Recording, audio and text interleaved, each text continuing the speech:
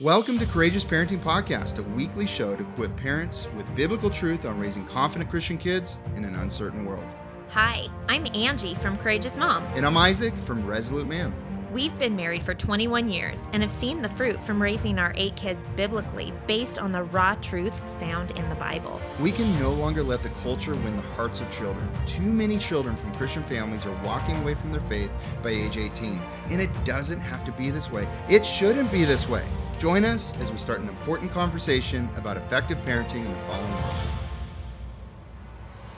Welcome back to the podcast. Hey, you guys. It's that time of week, and we've got something for you here, a 2-part series. That's right. So you guys, a few weeks ago, Isaac and I celebrated 21 years of marriage, and we really wanted to do a podcast that was focused on reflections, things that we've learned, marriage wisdom. We were going to do it right near our anniversary, but there were some other episodes that had to come out, unfortunately. Right. Yeah. But they were good. But now we're getting to the content that we most care about. That's right.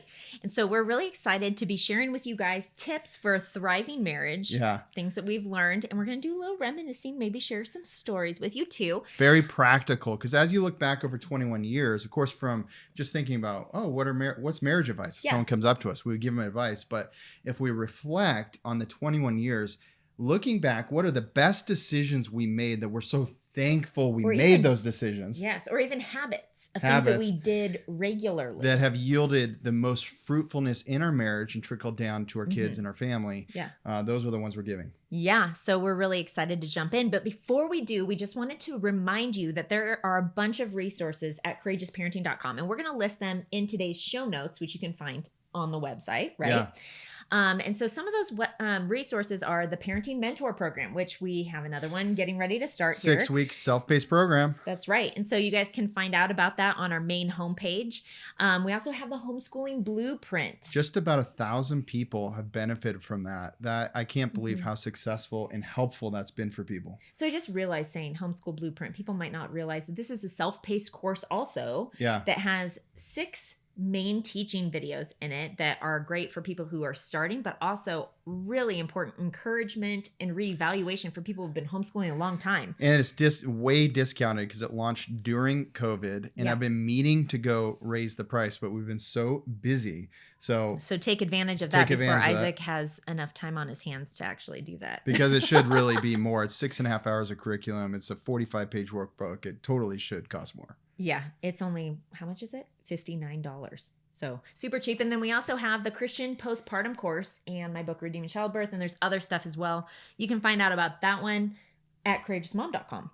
So we have a lot of resources for you guys. We just want you to know that those are there for your support and your encouragement. Because they also help us do the ministry. We're full-time. Our mission to impact 1 million legacies. And praise God that donations are coming in now.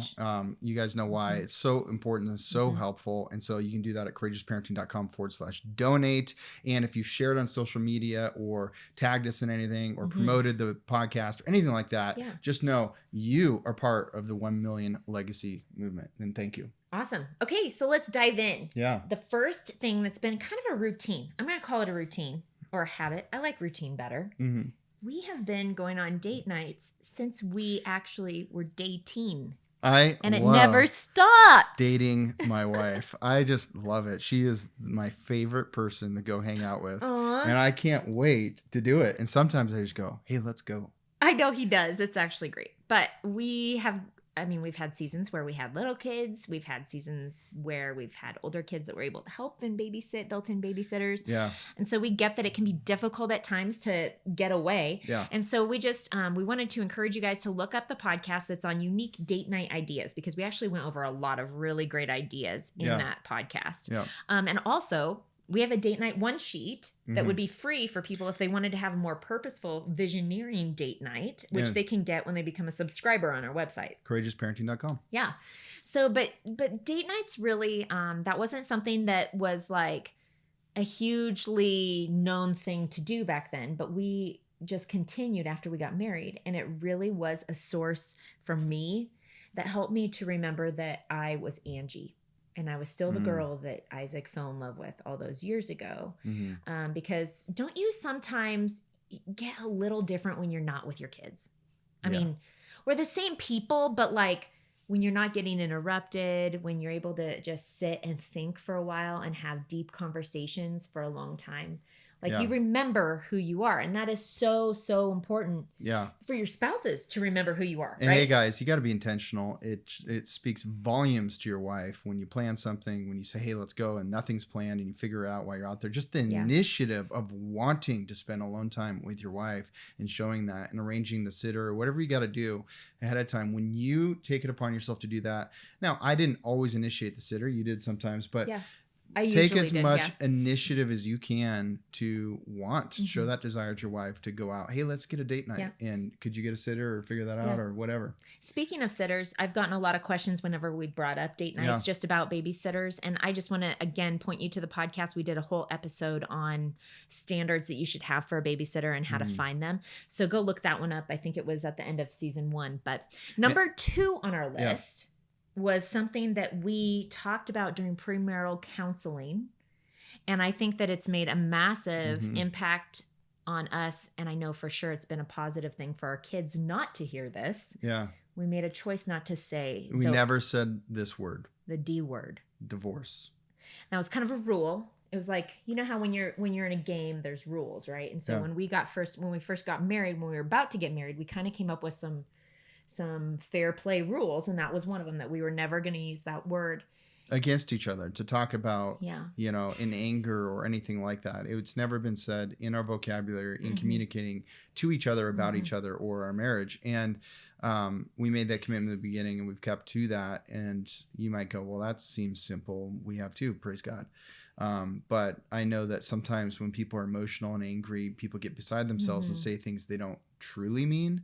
But there's a little bit of truth actually in everything we say, even if we don't mean it, because the other person hears it, and it creates little bad seeds, little bad seeds that create wedges in relationship, and you don't want to do that. And by the way, I know that sometimes divorce happens, and it happens to good people and some people we love. We have some close friends, even people here in the Courageous Parenting Mentor Program who have been There divorced. are situations where it's unavoidable, actually, for certain people. So, but those same people would also agree that they know that it's not God's design for marriage. I just wanted to clarify. Yeah. So we have a couple verses as to why we believe this, and you've probably heard them at weddings many times. Genesis 2:24 says, therefore a man shall leave his father and mother and be joined to his wife, and they shall become one flesh. And then Mark 10:9 says, therefore what God has joined together, let not man separate. And those are two obvious like wedding verses that are usually taught on in depth at weddings, but that is really like the core reason why we were like, well, let's not even make that be an option for us. So that's just one good game rule that you could put into your marriage. You could talk about it on your date night. And point number 3 is don't let the identity of your marriage become wrapped up in the kids. That's when you don't even realize it, but you've made an idol out of your kids or parenting. Or maybe you've just not purposed to keep your marriage in the proper priority list to where you don't actually invest in your marriage very much. And then the only thing you ever talk about is kids. And then when you're empty nesters, you don't know what to talk about because you've only been talking about maintenance talk or the kids. And or you look at each other and you go, I don't even know you anymore. Right? Or like, what do we have to do together? Like, what fun thing do we want to do together if you've not done anything? It's literally your responsibility to stay in love with your wife, to stay in love with your husband. You both have to make the choice. And I think that this is so critical because when people get older, a lot of times they just look at each other and they don't really know why they're married anymore. And if you want to have a thriving marriage, you have to like enjoy one another. You have to pursue one another. You have to study one another. You have to choose to love one another, forgive one another, all those things. But really what it comes down to is protecting your identity of your marriage from becoming something that it's not over time. And part of that is by keeping your priorities in order. Okay, number 4. Prioritize family over business and ministry. This one I think is crucial. Everybody's going to say, I do. probably, or most people are going to say, well, of course I prioritize. Well, just because you love something more doesn't mean your actions actually prioritize it over another thing. So let's just get that straight first. Yeah. So when it really comes down to it, is family the top priority over ministry? Is family the top priority over business or career or job? And it's really important, because if it's not, you'll love the family more, but you'll sacrifice it consistently and ever more for something where maybe you get more accolades from, or maybe the world gives you more value for it. Sometimes just volunteering. Doesn't that feel good when you volunteer and you help people? Sometimes that feels better than digging in with the family. Right. Now, it doesn't mean you don't volunteer, but not at the sacrifice of the family, and keeping that a priority. And we've done a really good job at this, I would say, over 21 years. There's periods of time where there's really out of balance. For example, when I had a struggling startup company and lots of employees, and we're facing financial challenges and these kinds of things, and I worked way too much. And even though in my mind my family was a higher priority, my actions didn't show that for a few years, and that was a really hard season, and it affected our marriage, and it affected my role as father, and I regret it. And so, are there seasons to work really hard? Yes, but you got to put an expiration date on them, and you better hit it. Okay, super important. It shouldn't be too long. Right. You don't keep extending the expiration date over and over again. I mean, you want to have grace with one another, but try to find ways to involve your family in it if you're building a business. I mean, that's something that we've been really good at doing. I brought my kids to conferences in past, all kinds of things. Having them involved in the hospitality when dad's bringing people home from work. That's what we did in the home, right? Yeah. So there's a lot of opportunities where you can still be proactively keeping the kids involved and engaged and pursuing those relationships, even when you're doing business, when you have something that's really intense that you need to build, because there are seasons for that. But I think that for me, like with ministry, I even made that mistake with getting too involved. There was one point where I was either attending or leading or running 6 different ministries at one time. And how many little kids did you have? We had just had Megan. So we had 3 kids under 4. And honestly, it was just way too much. And I got super convicted about it. And I share about this in a different podcast. But a good point on that is, just because you're capable, just because you're able, doesn't mean you should. Right. Right. Because there wasn't any issues going on. It just was like, I actually chose to stop before there were issues, because I didn't want to disqualify myself from ministry when I was older, knowing that God's word's very clear about what the qualifications are for Titus 2 mentors and for people who are considered elders and elder qualified. And so I didn't want you disqualified. I didn't want me disqualified. And I knew that I wasn't in the season that God was calling me to do that. And one of the verses that was super convicting to me is in Ecclesiastes 3 that says, to everything there is a season, a time for every purpose under heaven, a time to be born and a time to die, a time to plant and a time to pluck what is planted. Like, we weren't in the season of life where we were supposed to be discipling. I knew I wasn't supposed to be discipling other people primarily. I was supposed to be primarily first discipling my kids.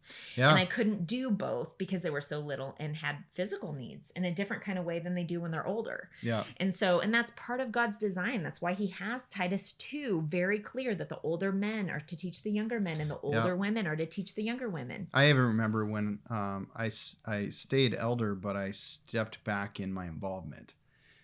Because I felt like the things I was doing was, with work and everything, was sacrificing the family, and something had to give. Right. And it's not going to be my family. It's just not. Right. And part of it is even like when you're not able to provide for your family, because the Bible does say it's worse for an unbeliever than for a man not to provide for his family. Right. And so we had to really look at a lot of things, and we were waiting on the Lord to provide, and he was, but you have to do the work you've committed to do when you're getting paid. And I remember the hard decisions, and then God just validates it afterwards. Like, it looks counterintuitive sometimes. It looks backwards, like, oh, maybe you won't get a promotion, and you're hustling on this path. But how long can you do that? Because what starts to get ingrained in us is habits, a way of being, a willingness to sacrifice. I remember a quote I used to use: leaders sacrifice much that is good in order to dedicate themselves to that which is best. That's, I believe, a John Maxwell quote. And I remember as a young, early 20s entrepreneur, I loved that quote. And I remember working really hard and using that both ways. I'd use it on my business, use it on my family, and I would rationalize whatever I wanted to do with that quote, actually. And I remember realizing, you know what? No, family, no matter what, is most important. And everything else is going to have to give. I want to take a moment and give you something for free, if you haven't got it already, is the Date Night One Sheet. It is a beautiful document you can download that will have some key questions on it for your date night to just get in alignment about what's most important for your family. No matter what time of year, it's always important to recalibrate. You can get that by going to courageousparenting.com and subscribing to our mailing list. Also, you can get all of our show notes and everything at courageousparenting.com. And I also just want to share real quick about the Parenting Mentor Program. So many families are being transformed by going through this. It's the 6-week self-paced program with live engagement from us and even direct interaction. So if you want to join us, here's a little bit more about it. And you can find out more at courageousparenting.com. Steve and I realized that we were getting too comfortable with the world's vision of how to raise our children. What Angie and Isaac have done in creating this is literally phenomenal. This program provided awesome scripture-based teachings and just some really great practical applications. This class has just really rocked my world. It has given me a vision for not just the different things that we might focus on as parents who are trying to raise our kids biblically, like how our kids are behaving or what we're doing with discipline, but also the things of the heart. We now have a game plan to how we want to raise our children. We have so many answers to the questions that have been in our mind. It's not just these hypothetical situations, or it's not just this, here's what I think you should do. It's, let me show you where in scripture this is. Do your legacy a favor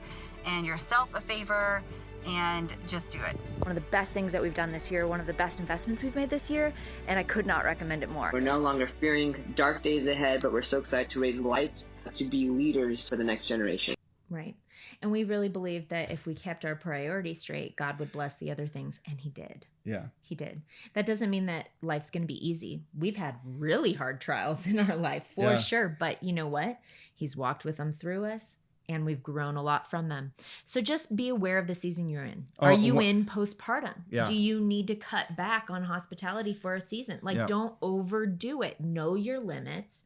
Say no. And hey, you guys, I'm on the say no. I literally just confessed to someone the other day, yesterday, actually, a dear friend of mine. She said, Angie, you can say no. You can have a season of rest. And I went, I need to get better at saying no. Like, I'm still learning this. Yeah. And I think some of us need to have permission to say no sometimes, because we want to enjoy the life that we have with our kids. Yeah. We want to not look back on this season as so hurried that we're not looking at our kids in the eyes and, you know, really engaging them.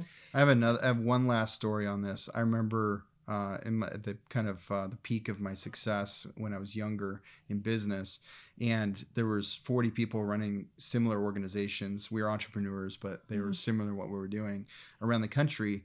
And a lot of them were single or had all the time in their hands and worked all hours and, you know, were able to do that. They wanted. Yeah. And I remember, you know, here I am, our fourth one. Angie's on bed rest with her fourth, I believe. And she's like, I really need you. And it was just like, okay, I'm going to sacrifice, because I know it's right, to be there for Angie, work way less. Oh, was that the first time you did laundry? that one Anyways, time? They can listen to that in another podcast for time. But it's a funny podcast. story. So anyways, there was this decision, and I literally had this thought. I guess family men have to give, and they're not going to be as successful because they can't just spend all the hours in different time and be as flexible for the business. So I am going to give a certain amount of time, certain part of the days in the week to the business, and I'm going to dedicate myself to what Angie needs so we can have more kids, because I didn't want my selfishness or desire for how well our company or our family was doing financially to sacrifice what God wanted for our family.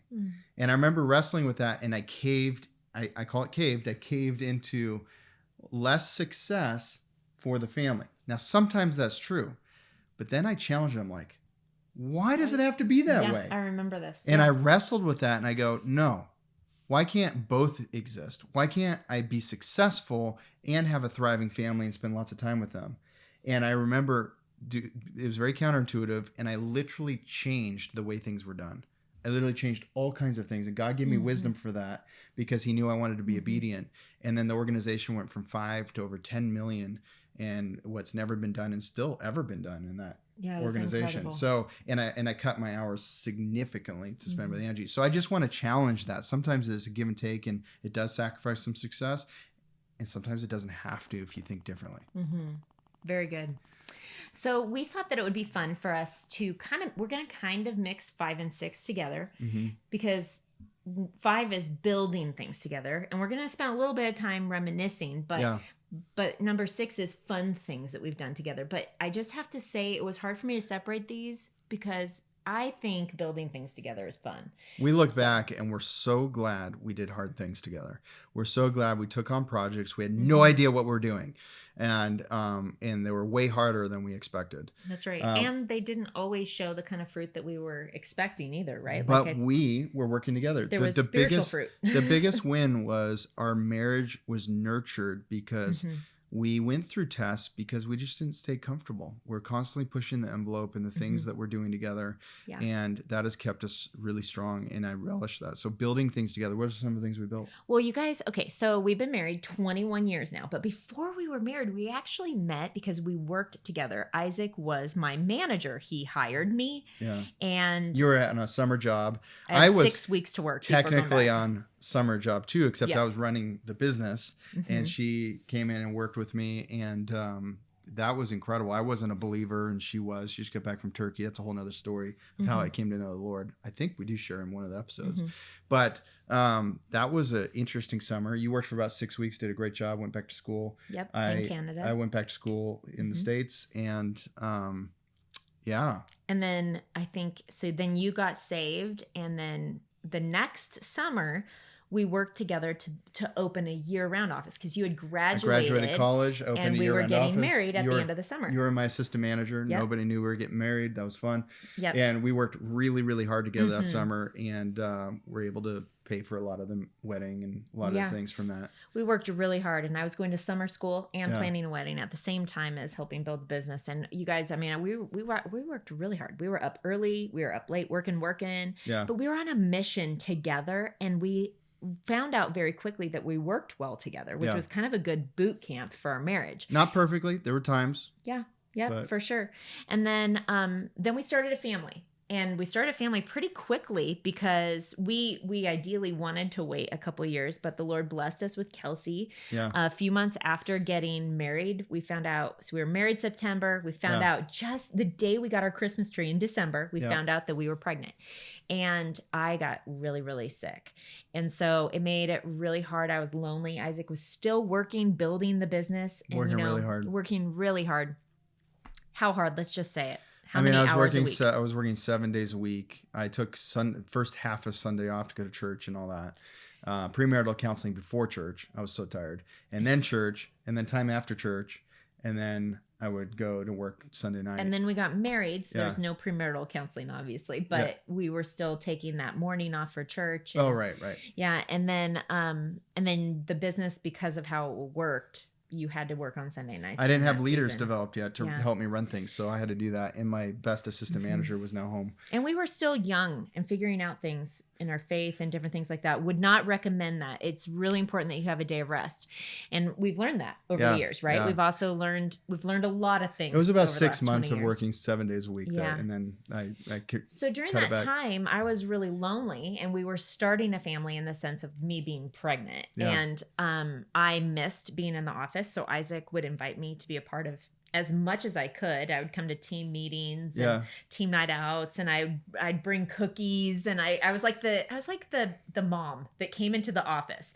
Yeah, and I think because of that, the stability of our marriage, our teamwork, even though she wasn't active in the business doing any position in the business, she had a position that was respected because I gave her so much respect in front of all my leaders and so forth. And she would come over, or all my leaders would come over, or a few of them at 10 o'clock at night at times, and she would serve enchiladas, and they were excited to talk to Angie. They saw she was intelligent, and I really built her up to them. And it helped too that I had done the business with you for a while because they knew that. They knew I had been a top rep and then I had been an assistant manager. And so like there was this element too of I had done bookkeeping and helped train other people. And so I think that really helped me make progress in 2 years running Washington, Oregon, getting promoted, and just our marriage. And so we really looked at this as marriage should be a catalyst towards business success, and business should be a catalyst towards marriage success. And if it's not, you're doing something wrong, or you're doing the wrong business. Well, and I would say too, I know that for us, like when we say the word success, our definition is probably very different than what most people would think of as success. We've used the word growth, like marriage growth should create business growth, and business growth should create marriage growth. And that really is what we experienced, really truthfully. And that actually became a huge ministry for us. So like then later, as we were having kids, we would be able to I'd go to conferences with you sometimes. Sometimes I'd have a baby with me, and I'd be able to minister to the significant others of other people that were there. And it became much more less about us and about the business and more about God and incorporating him into it. And then on the side, we built a coaching company. We did marriage seminars and as our, and coaching. Yeah. All that. Yep. And then we also flipped a condo in our first house. And then that helped us to buy the Damascus house, which we fully remodeled. Now that was a project. That was a huge project. 4,200 square feet, full remodel, new kitchen, new floors everywhere. New bathrooms. Siding. 4 bathrooms. Knocking huge walls out. Yeah, all fireplaces redone. All electrical. I mean, it was a huge, huge project. Siding, paint. But it was so much fun. And we were crazy. Like, okay, so we're reminiscing on 21 years. And I'm thinking, okay, I was pregnant with our 4th. Yeah. We were doing this remodel. And then we bought 21 baby chicks, and a puppy, a black lab puppy, which I crate trained. Yeah. All while I'm pregnant. And that's just how we are, right? We've just been running a mile a minute, but it's been an adventure, you guys. And that was my first experience in construction, not necessarily swinging a hammer. Of course, I did a little bit of that for fun, but mostly I hired people and managed the projects. And I'd set up my little card table while I was doing my normal business, but just there to make decisions and kind of keep an eye on things and all that stuff. And you loved it. Yeah. And then a few years after living there, we decided to plant the Vineyard. Yeah. Which was a whole nother project. So this is right after Luke was born. In fact, I have pictures where he's like 5 or 6 weeks old. He's in the front pack.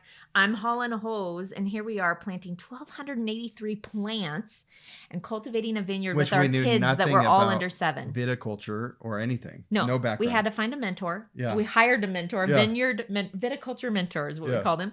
And we had 5 kids under 7, and they were all helping. We did it all as a family, and it was the best weekend we ever spent with the kids. Planting the plants, yeah. Really, it still goes down in history in their minds. But it was a 7-year project, yeah. Oh, yeah. So we planted all these vines in one weekend. 1,280 some. 83, yep.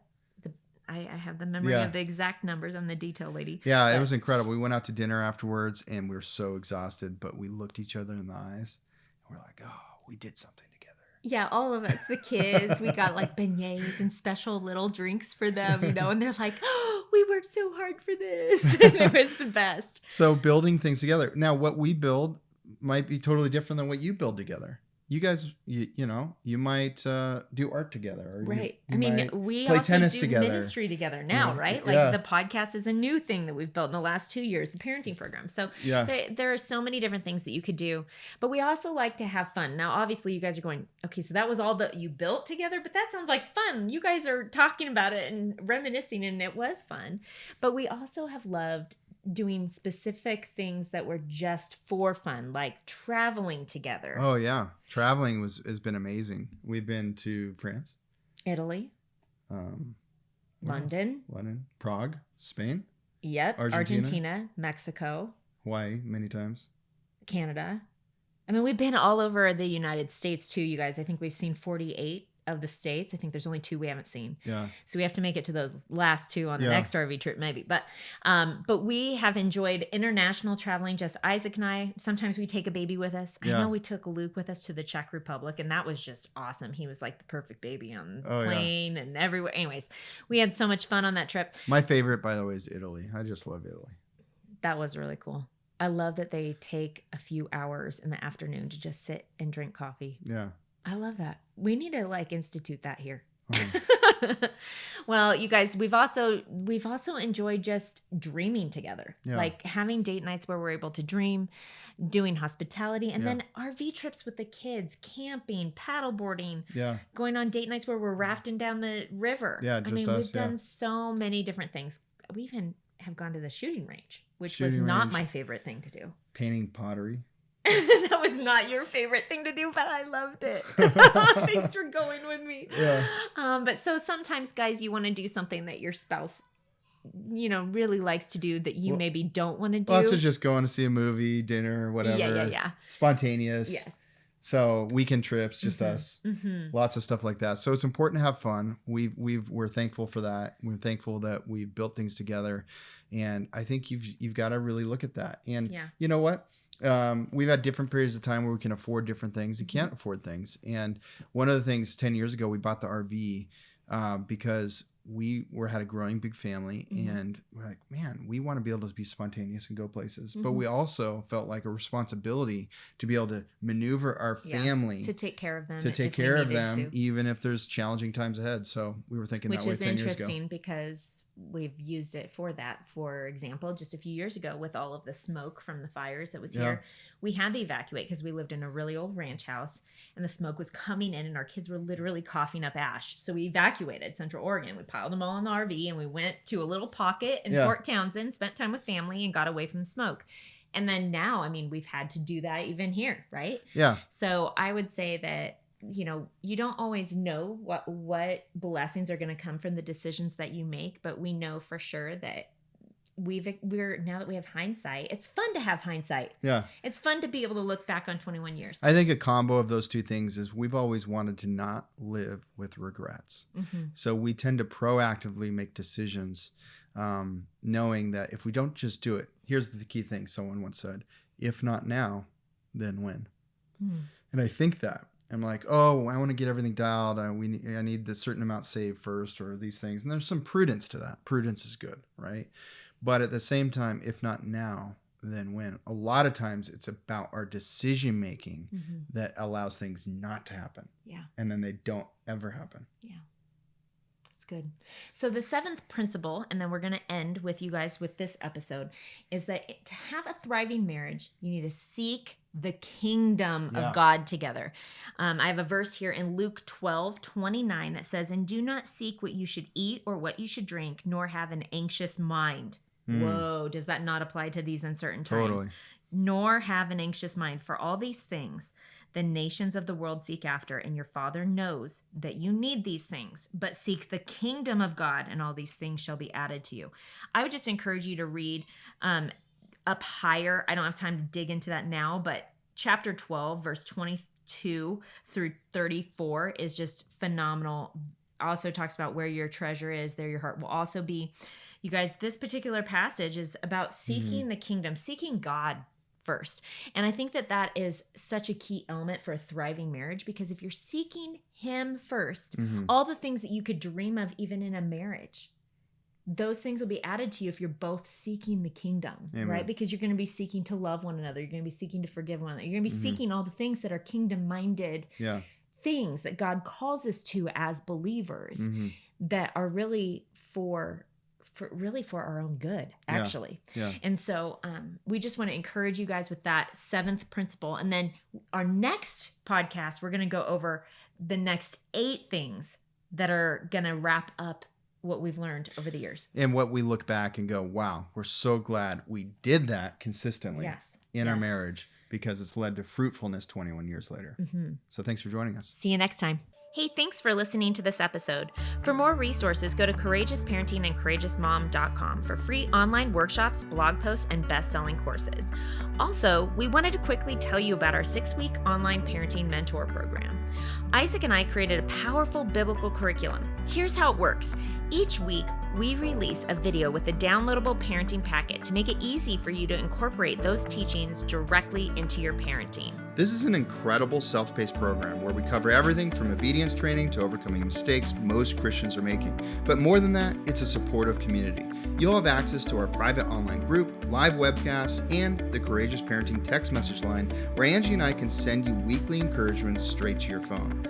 If you're interested in joining our next online parenting mentor program, secure your spot now at courageousparenting.com. That's courageousparenting.com.